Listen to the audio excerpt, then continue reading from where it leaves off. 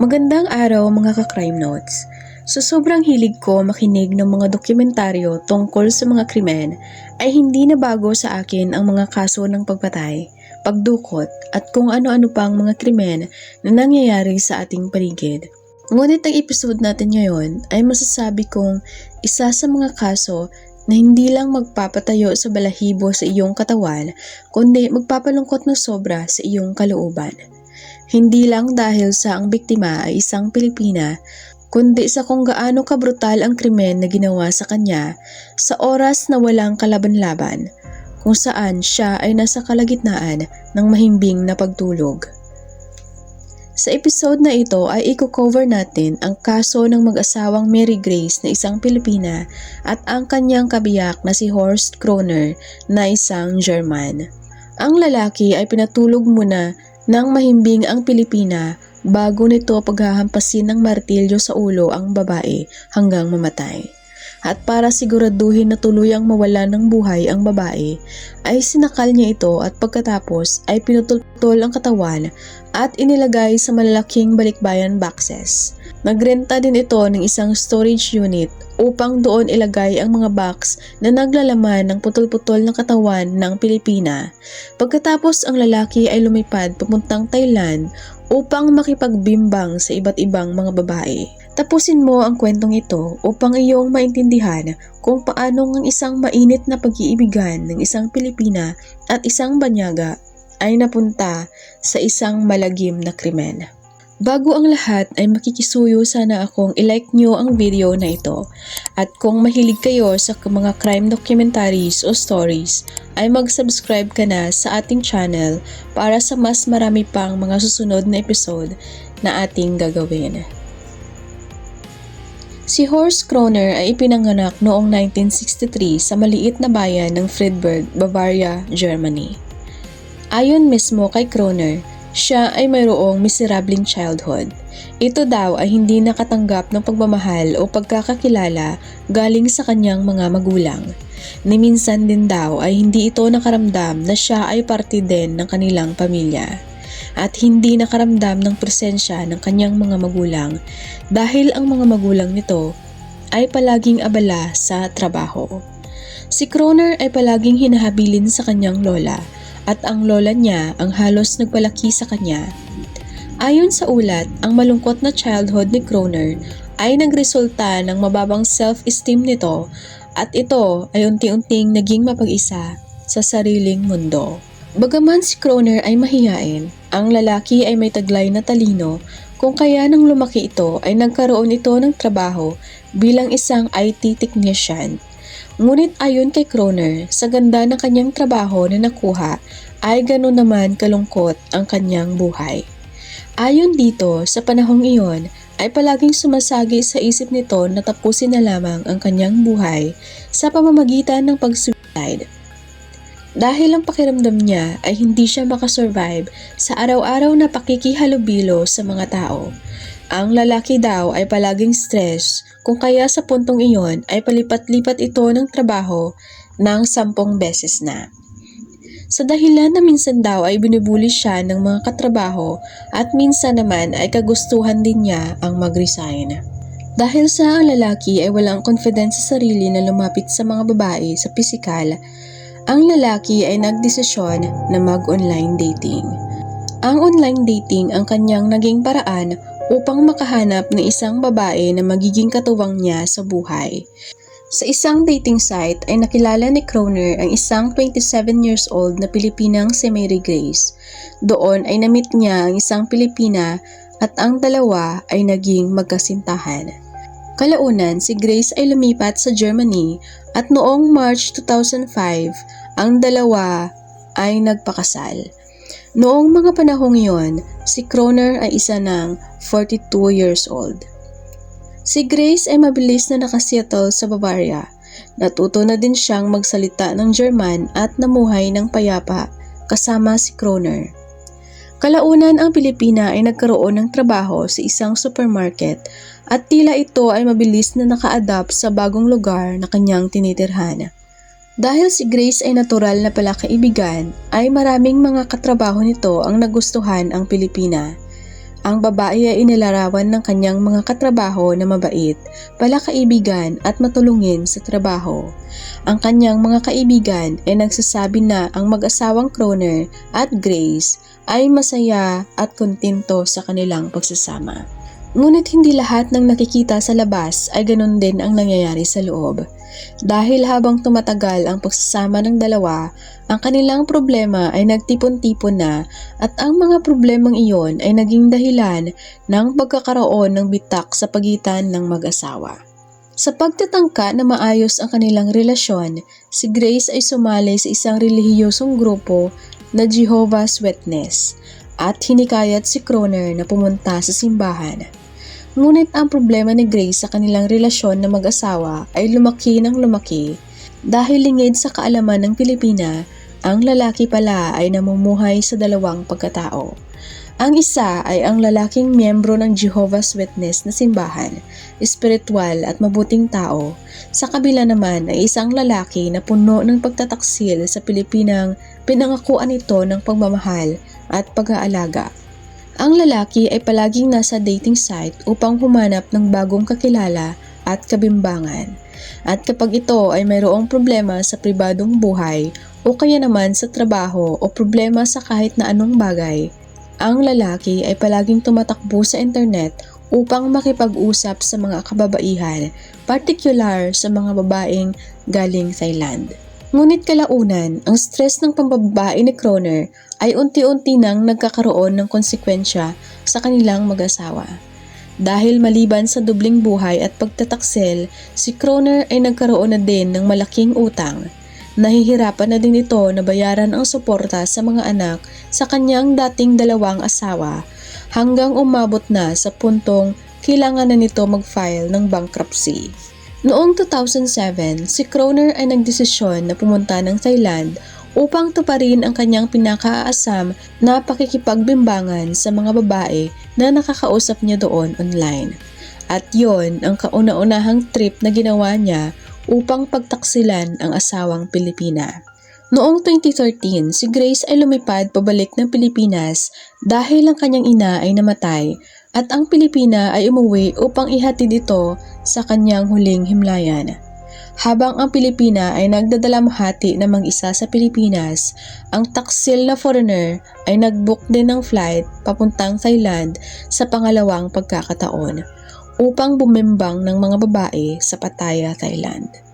Hindi man lang sumagi sa pag-iisip nito na damayan ng asawa sa pagkawala ng mahal nito sa buhay. Ngunit tulad nga ng sabi nila, ang lahat ng apoy ay nagkakaroon ng usok, at ang mga sikreto gaano man katago, kalaunan ay tuluyan ding mabubunyag. At noong taon din iyon ay nalaman ni Grace ang lahat ng pagtataksil ng kanyang asawa kasama ang iba't ibang mga babae. Noong 2015, si Kroner ay nagplano ulit na pumunta ng Thailand para sa kanyang solo trip. Ngunit nung mga oras na iyon, si Grace ay kinumpronta na ang asawa. Ang bigat ng pagtataksil ng lalaki ay sobra-sobra na kung kaya't ang Pilipina ay sinabi kay Kroner na alis na ito kung tuluyan itong gawin ang planong pag-alis. Sinabi nito sa lalaki na pag ito ay pumunta ulit ng Thailand ay maghahain na ito ng divorce sa kanya. Ngunit ang babala na iyon ay magiging mitsa ng pagsisimula ng isang katapusan. Si Kroner na minsan nang nag-file ng bankruptcy, dagdagan pa ng child support para sa mga anak nito sa dating dalawang asawa ay hindi na kakayanin pa ng isa pang gastusin sa diborsyo at hatian ng kanilang mga assets. Dahil ang divorce ay mag-iiwan sa lalaki ng malaking pagkalugi at dagdag pa doon ay hindi na nito maisa sa katuparan pa ang pinakaaasam nitong bembang trip sa Thailand. At doon, ang lalaki ay nagkaroon ng maitim na balak upang iligpit ang Pilipina. Noong mga sumunod na araw, si Kroner ay pasikretong gumawa ng malalim na research kung paano balutin ang isang bangkay para ito ay hindi mangamoy. Nag-research din ito kung paano pumatay ng mabilis at walang sakit, kung paano i-dispose ang katawan ng walang ebidensya na magtuturo sa salarin. Tumingin din ito sa internet sa mga storage unit na pwedeng rentahan. Kung saan niya ito gagamitin ay malalaman niyo mamaya sa pagpapatuloy ng ating kwento. Pagkatapos ay nag-book ang lalaki ng flight papuntang Thailand noong December 2. Gamit ang pera ni Grace pambili ng ticket, nag-withdraw din ito ng pera sa account ng asawang Pilipina upang mag-book ng hotel at talagang sinadya nitong gamitin ang account ng Pilipina upang makita nito kinabukasan na tuloy ang trip nito papuntang Thailand. Indikasyon na ang lalaki ay tuluyan ng nagdesisyon na tuparin ang plano na iligpit ang asawa. Kung kaya, noong November 30, 2015, si Kroner ay tuluyan ng ginawa ang malagim na pinaplano. Ang lalaki ay matyagang naghintay ng madaling araw upang masiguradong mahimbing ng natutulog ang asawa. Doon ay maingat itong bumaba upang kunin ang martilyo sa loob ng kabinet at tahimik na bumalik patungo sa kanilang kwarto. Doon ay pinalo nito ng buong lakas sa ulo ang asawa ng 6 na beses, brutal at walang kaawa-awa. Ngunit kahit pa sa paulit-ulit na pagpalo ng martilyo sa ulo ni Grace ay tila gumagalaw pa ang babae at para masiguradong tuluyan na itong malagutan ng hininga, si Kroner ay kumuha ng plastic bag at ibinalot sa ulo ng babae bago nito tinali sa duct tape ang kanyang lieg. Pagkatapos ay kumuha siya ng unan at tinakip sa mukha ng biktima upang sakalin nito sa loob ng 15 to 20 minutes. Pagkatapos masigurado na ang asawa ay patay na, ay sinimulan na nito ang susunod nitong mga plano, ang iligpit ang walang buhay na katawan nito. Noong sumunod na umaga pagkatapos ng pagpatay, ang lalaki ay pumunta ng hardware store upang bumili ng kanyang mga kakailanganin. Isang lagari, malalaking plastic storage, maraming asin at building foam. Matapos nitong mabili lahat ng kailangan, ay bumalik ang lalaki sa kanilang bahay at binalot ang bangkay ng asawa sa isang kumot bago nito hinila ang katawan sa isang rag sa loob ng kanilang kwarto. Doon ay kinuha niya ang isang malaking tab at maingat na nilagyan ng plastic sheets. Ang tab ay ang paglalagyan ng putol-putol na katawan ng kanyang asawa. Doon ay hiniwa ng lalaki ang katawan nito sa 8 piraso gamit ang lagari na binili sa hardware store. Nilagay niya ang kada parte sa plastic storage at nilagyan ng napakaraming asin. Isang intensyon upang mapabagal ang pagkabulok nito at maiwasan ang pangangamoy ng katawan. Pagkatapos ay inilagay niya ang katawan kasama ang mga gamit sa loob ng 4 na malalaking plastic storage at para maiwasan ang pangangamoy ay pinuno niya ang mga box ng construction foam bago nito tuluyang sinara ang mga boxes. Pagkatapos ng kanyang malagim na ginawa, ay nilinis niyang mabuti ang lugar. Umaasang magiging sapat ang lahat ng kanyang ginawa upang pagtakpan ang karumaldumal na krimen na kanyang ginawa. Sunod ay kinarga niya ang mga box na naglalaman ng putol-putol na katawan ng kanyang asawa papunta sa isang storage unit sa Freyberg at doon itinago ng maraming araw. Mukhang nagtagumpay ang lalaki sa pagpatay sa Pilipina at sa pagtago ng walang buhay na katawan nito. Ang sumunod na araw ay pumunta si Kroner sa trabaho upang pagtakpan ang kanyang ginawa. Gumawa ito ng dahilan na siya at ang asawang Pilipina ay magbabakasyon sa Pilipinas, kung kaya silang mag-asawa ay nag-request ng leave of absence. Sumulat din ito sa kanilang kapitbahay na si Grace daw ay iniwan ang lalaki at ito daw ay pupunta ng Pilipinas upang habulin ito. At doon, 2 araw matapos patayin ng asawa, si Horst Kroner ay lumipad patungong Thailand upang gawin ang matagal na nitong pangarap na makipagbimbangan sa iba't ibang mga babae doon. Ngunit si Kroner ay nakalimutan ng isang bagay, na si Grace ay isang taong maraming nagmamahal. Ang mga katrabaho ng Pilipina at ang mga kasama nito sa simbahan ay nagtaka kung nasaan ang Pilipina. Ilang beses nila itong tinawagan, ngunit patay ang cellphone nito. Sinubukan din nilang tumawag sa Pilipinas at mas lalo silang naalarma nang mapagtanto na nagsinungaling si Kroner dahil ang Pilipina ay wala rin sa Pilipinas. Dahil doon, ang isang kaibigan ni Grace na nag-aalala sa kanya ay nireport na itong missing sa lokal na pulisya.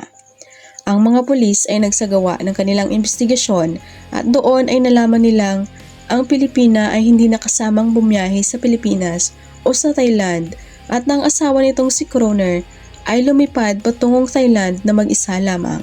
Ang suspisyon sa asawang lalaki ay lumaki kung kaya't ang mga pulis ay nagsagawa ng paghahanap sa apartment ng mag-asawa. Ngunit wala silang nakitang kakaiba na magtuturo ng foul play.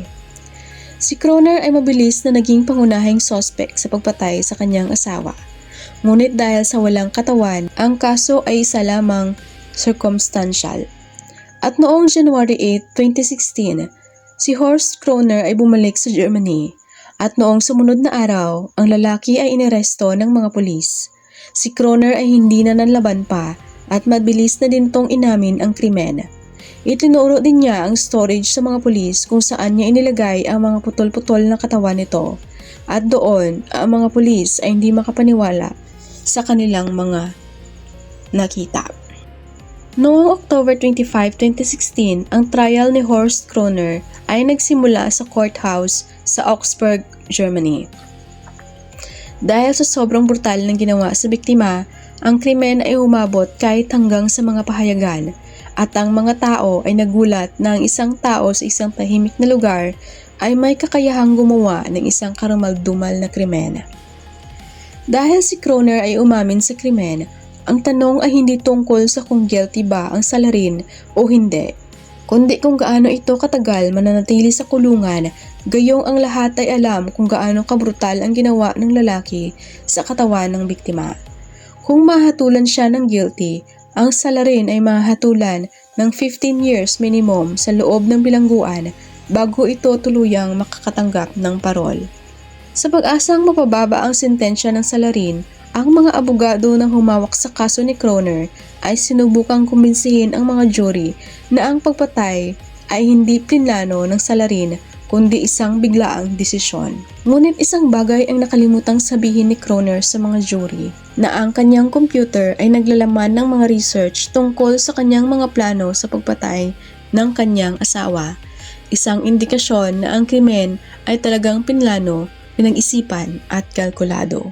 Ilang beses din sinabi ni Kroner sa mga jury na siya daw ay isang suicidal, marahil sa pagtatangka nitong gawing biktima ang sarili, ngunit ang prosekusyon ay kumuha ng psychiatrist upang malaman kung totoo nga na suicidal ang salarin at posible ngang may saltik ito sa ulo. Ngunit ang findings ng psychiatrist ay hindi nagtugma sa pinagsasabi ng salarin at lumabas sa pagsusuri na si Kroner ay isang normal na tao at wala ring sakit sa pag-iisip. Isang maliwanag na indikasyon sa mga jury na ang salarin ay pinatay ang kanyang asawa, chinap-chap ang katawan nito at tinago sa isang storage room habang nasa matinong pag-iisip ito. Noong November 17, 2016, si Horst Kroner ay hinatulang guilty sa pagpatay ng kanyang 37 years old na asawang si Mary Grace. Dahil sa sobrang pagkabrutal ng krimen, imbis na 15 years minimum bago makatanggap ng parol, si Kroner ay hinatulan ng 20 years bago ito tuluyang makakatanggap ng parol. Sa isang sulat na ginawa ni Kroner pagkatapos ng kanyang hatol, marahil sa huling pagtatangka na isalba ang kanyang imahe, ang sulat ay nakasaad, "I allowed family, work, and financial problems as well as several miscalculations to influence me to such an extent that I completely blacked out everything that was good in my life. I increasingly got myself into a kind of state of desperation. This situation became so extreme that I was convinced my life had no meaning anymore. I wanted to die. In the end, it was the only thing I can think of. I believed to the very last moment that I would not be able to do such a dreadful thing. The idea she could feel something was awful. I didn't want her to feel anything, and for this reason, I did it while she was asleep. I never hated her. We hadn't argued on that day. It was only sheer desperation that made me commit this offense." Naiulat na sa huling punto, ang salarin ay humingi ng tawad sa kapatid ni Grace pagkatapos ng sentensya. Ang kapatid ni Grace ay pumunta ng Germany upang umattend ng trial, umaasang makita ang sentensya sa lalaking pumatay sa kanyang kapatid. Ang abo ni Mary Grace ay dinala dito pabalik sa Pilipinas. Ang kaso ni Mary Grace ay isa lamang sa mga daang-daang kaso ng mga krimen na nangyayari sa mga OFW sa labas ng bansa. Nawa ito ay maging reminder at awareness na rin sa ating mga kababayan upang mag-ingat at maiwasan ang mga ganitong pangyayari. Hanggang dito na lang ang aking paglalahad. Kung mahilig kayo sa mga crime documentaries o crime stories, consider subscribing to our channel guys. At kung nagustuhan nyo ang episode na ito ay paki-like na lamang. Comment din kayo kung kaninong kaso ang gusto nyong mapakinggan sa susunod. Maraming salamat sa pakikinig.